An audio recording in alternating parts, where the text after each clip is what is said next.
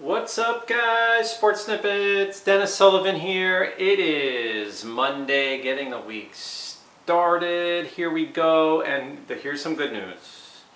Yes, it's time to go back to work Monday through Friday. I'm myself getting back into that routine. No big deal, right? But we have day 2 of the second round coming up as the second round of the NCAA tournament, March Madness, continues with its second and final day, and then after today, of course, we will be presented with this year's Sweet 16 teams.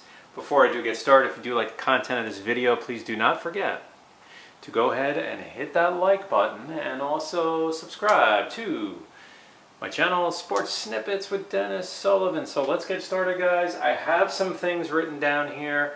Got some main points on the board. We're going to talk about it as we head into Monday's action. Again, round 2, getting ready to wrap up here to give us the Sweet 16.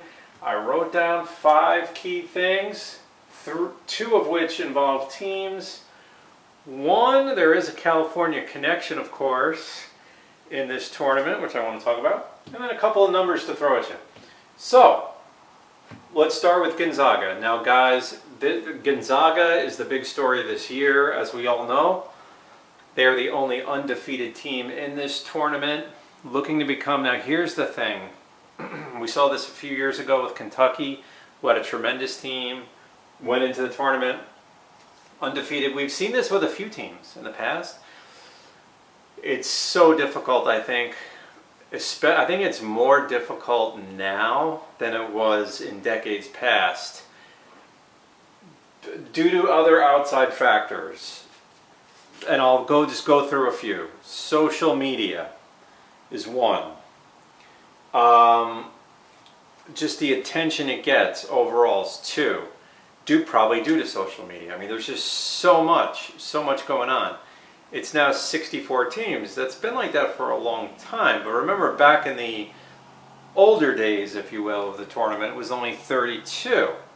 So giving you that one less game to win. Remember, once you get to the tournament, guys, that's 6 more wins you have to accumulate. So Gonzaga got that first of the 6 on Saturday, and they look to continue on against Oklahoma in the second round.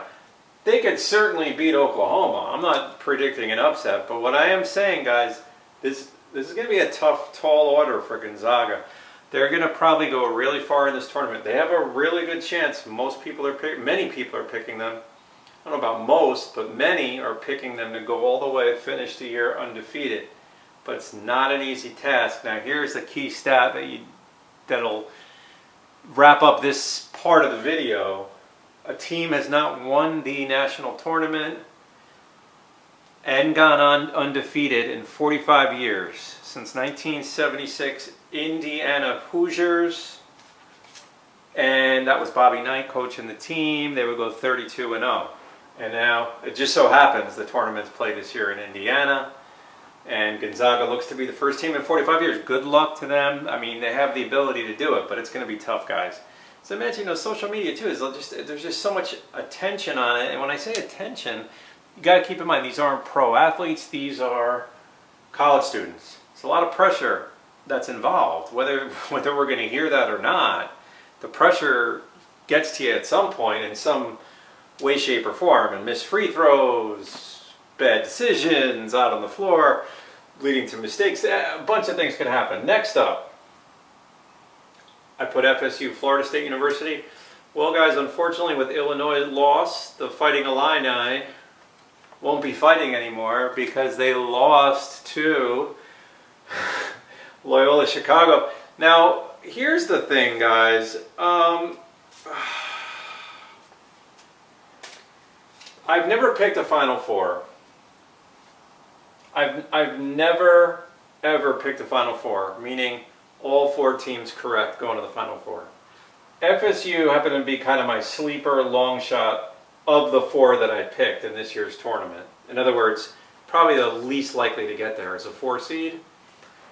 But I like their chances if they get past today's game, Monday's game against Colorado. In just a moment, we're going to go through each matchup. There's 8 of them, right? 8 games played on this Monday, the 22nd. But FSU has the reason why I put them here on the board, that's a tough matchup against Colorado. Colorado's a very good team.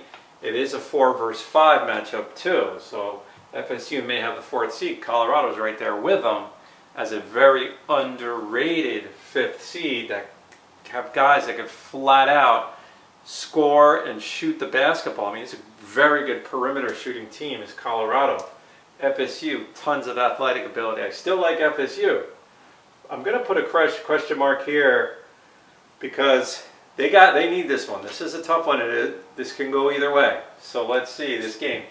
Let's see how that works out. I put the number 2 here for point 3, the number 2, because we have 2 big sleepers, big underdogs, big Cinderellas going in today's games in the form of Abilene Christian, who defeated Texas in the first round, and Ohio University, who stunned Virginia.